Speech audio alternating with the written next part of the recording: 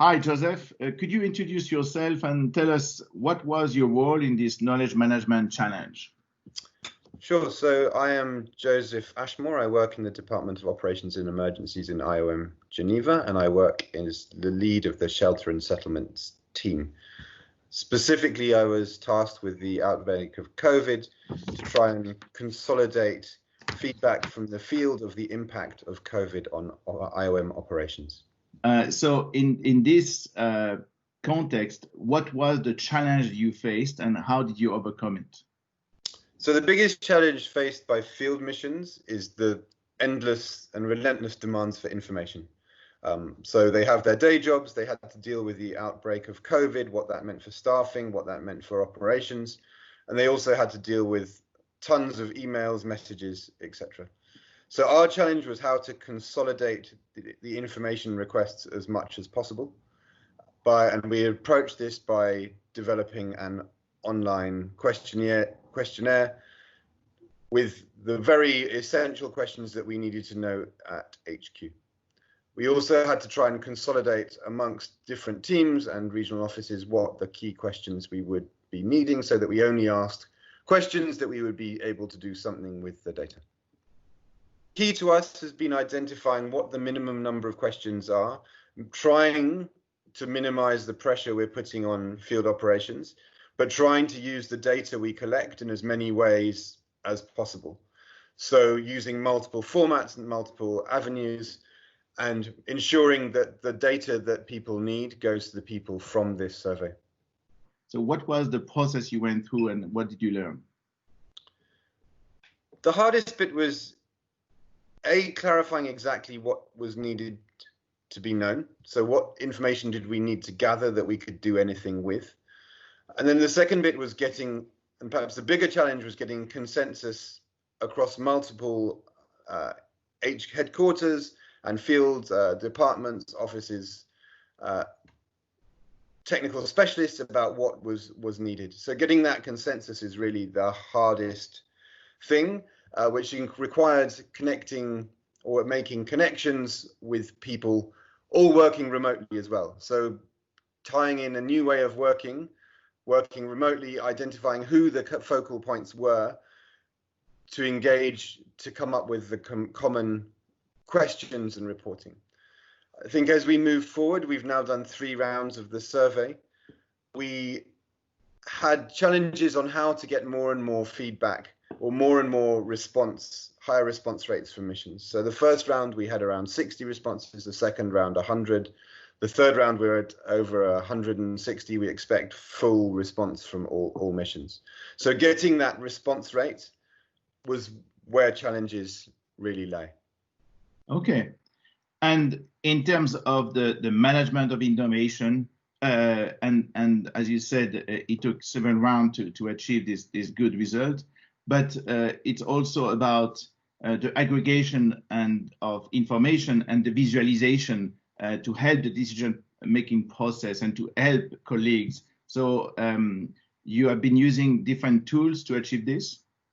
Sure. So we've done a dashboard in Power BI, which gives country level and aggregated data. So using very standard technologies of Microsoft Forms, Power BI for the visualization.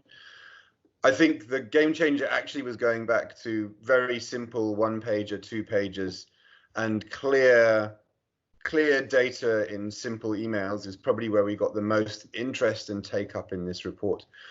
I think the other side actually, which is the hidden part, is the analysis that the Department of Resource Management is doing. So the core purpose of this really was to collect data which could enable financial forecasting of what the impacts on IOM operations would be.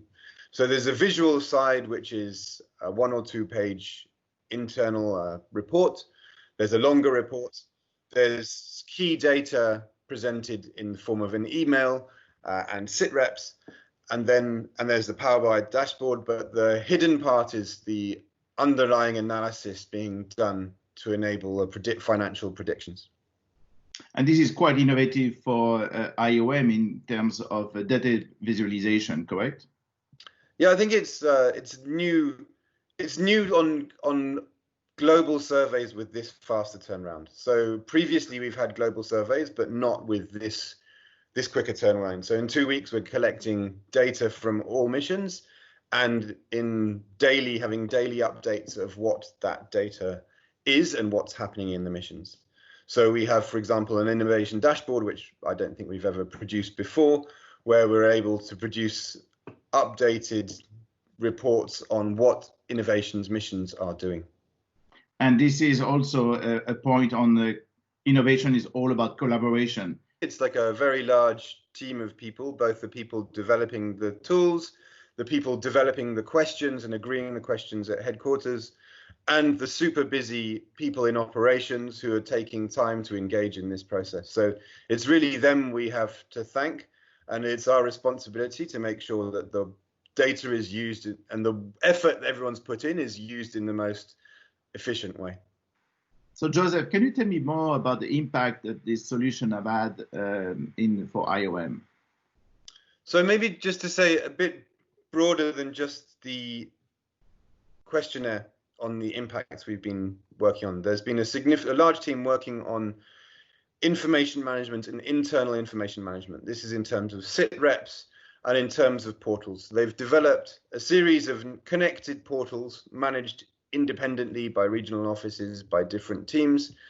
But the core portal now that has been established has received over 50,000 hits internally, showing the importance of internal information management in a crisis such as this. That's very impressive. And it's also about fighting duplication of effort, the fragmentation of information. Yeah, and I think the key part is how the teams have evolved ways to work together and identify how the information flows will work in a crisis such as COVID. So we're used to crises all the time. A global crisis like this, spanning over 160 missions, brings different information management challenges from those that we're usually used to in crisis response. Okay, Joseph, thank you so much. Thank you very much indeed. Have a good day.